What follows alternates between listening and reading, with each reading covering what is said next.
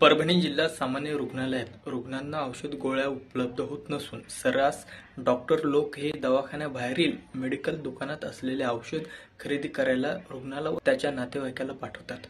परभणी जिल्हा सामान्य रुग्णालयात रुग्णाला चांगले व उपयोगी औषध भेटत नसतील तर रुग्णालयात शासनाकडून उपलब्ध होणारा औषध साठा कुठे गायब होतो आणि जाब विचारायला कोणी गेले तर डॉक्टर लोक हे अरेरावीची भाषा करतात। शासकीय रुग्णालयात पत्रकारास कॅमेरा बंद कर म्हणत धमकावतात।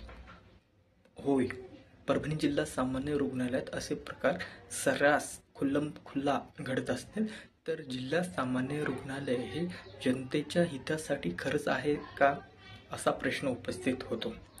परभणी जिल्हा सामान्य रुग्णालयात डॉक्टर लोक हे मनमानी कारभार व अरेरावी करतात त्याचा हा ठळक पुरावा म्हणावा लागेल। परभणी जिल्ह्यातील शासकीय रुग्णालयात शासकीय सेवेत कार्यरत असणारे डॉक्टर लोक हे शासनाची पगार उचलतात, परंतु शासकीय रुग्णालयातील रुग्णांची इमान इतबारे सेवा करण्याऐवजी काही डॉक्टर लोक हे स्वतःचे खाजगी दवाखाने 24 तास चालवतात। त्यांना तशी शासनाकडून परवानगी आहे का? शासकीय सेवेतील डॉक्टर हे घरातील कोणातरी डॉक्टरकीची डिग्री असलेल्या सदस्यापैकी एकाच्या नावाने दवाखाना चालवतात। त्यामुळे शासकीय सेवेत राहून स्वतःचे खाजगी दवाखाने चालवायला त्यांना रानच मोकळे होते व शासनाच्या डोळ्यात सहज धूळ फेकली जाते। याला परभणी जिल्हा सामान्य रुग्णालयाचे जिल्हा शल्यचिकित्सक जबाबदार आहेत का? परिणामी परभणी जिल्हा सामान्य रुग्णालयात रुग्णांना योग्य सोयी सुविधा मिळत नाही। त्यामुळे परभणी जिल्ह्यात खाजगी दवाखाने भरमसाठ पैसा कमवण्याचा एक मोठा व्यवसाय झाला आहे।